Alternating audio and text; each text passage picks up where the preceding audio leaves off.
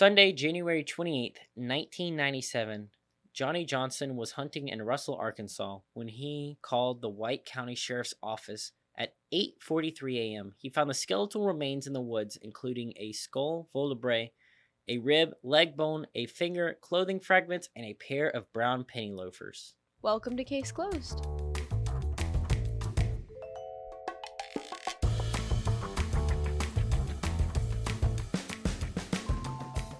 My name's Gage Galloway. I'm Jay Doolin. And I'm Kenzie James.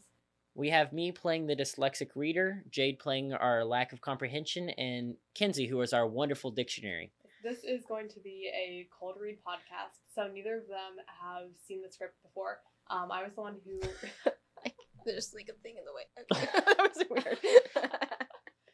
I did all the research and have written the script, so I'm just going to kind of be sitting here like a little fly on the wall.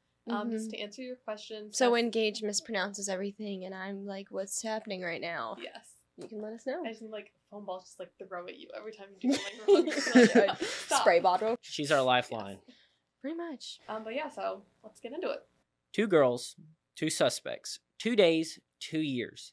There even was 2 of us in the beginning of this. Which was completely unintentional, I promise. I didn't realize that until later. And then I was like just seeing the significance of the number 2. And then I was just like, wait, I have 2 hosts. And was like, hold on, let's step back for a minute. The number 2 is coincidentally all over our first episode of this case. Which really has nothing to do with the case at all. I was like, this is just really interesting, just kind of seeing that pattern and seeing when patterns like that stand out. So I was like, we'll put this in. Yeah. 2025 is the 30th anniversary of 2 cases from Bald Knob, Arkansas. What a beautiful name. There is a lot of circumstantial evidence to suggest the case are linked, but no physical evidence ever officially connected the 2. 15-year-old Robin Farnsworth disappeared on January 27, 1995.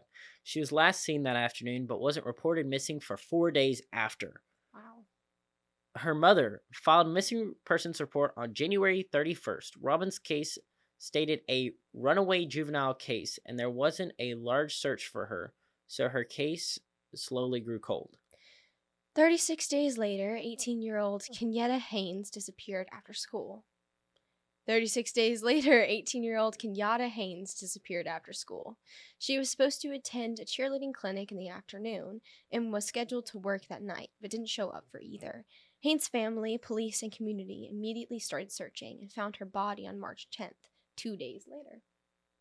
17-year-old James Grubbs and 18-year-old Donnie Temple were co-workers, friends, and as the White County Sheriff's Office would soon find out, accomplices. Grubbs and Temple were arrested for Haynes' murder only a couple of days after she was found. The prosecution moved fairly quickly as both Grubbs and Temple pled guilty and were sentenced in fall in 1995.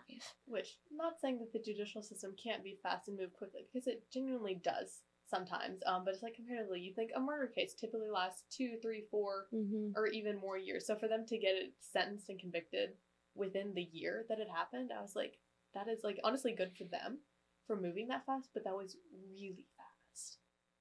Grubbs pled guilty to capital murder and received a life sentence without the possibility of parole. Temple pled guilty to first-degree murder and also received a life sentence.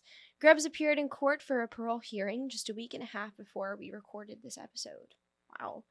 Another marker of the 30th anniversary. So just a clarification. Yes, Grubbs was sentenced to life without parole. There was a Supreme Court case just dealing with the ethical side of minors being sentenced to life without parole, dealing with the 8th Amendment and cruel and unusual punishment. So because of that, and the ruling with that, Grubbs' sentence has been reevaluated, and we will update that in a future episode later in the semester, and just kind of the decision and how that came to be and what they decided just a week and a half ago. But all will be explained in time. Just a quick question. They were 17 and 18 at the time of her disappearance or at the time of the case? Both. They were... So Donnie Temple was already 18. He was 18 the whole time. Grubbs' birthday is not until May.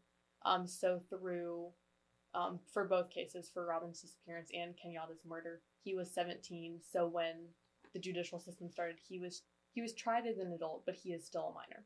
But what about Robin? She remained missing for the next 2 years until her remains were found in Russell, Arkansas in 1997. The story shared with you by me at the cold open was our next big development in the case. Grubbs and Temple were suspected of her murder, but there has been no prosecution. All 4 teenagers attended Bald Knob High School, but what else connects them? Here are a few ties between the students and a couple of speculations on what Grubbs and Temple's motive was, but not enough to fully explain the murder of the 2 girls. So, as far as like cold cases go and everything else like that, I have no idea what's coming with this one. Well, they all go to the same high school, which is really interesting. I mean, high schoolers always have beef and drama and stuff. But yeah, I'm interested to see. Also, Bald Knob is very small. For the people who don't know, it's a town of, what is it? It was about 3,000 at the time, so in Okay, 1995. yeah, and it's still small. So Yes, it is still a pretty small rural Arkansas town.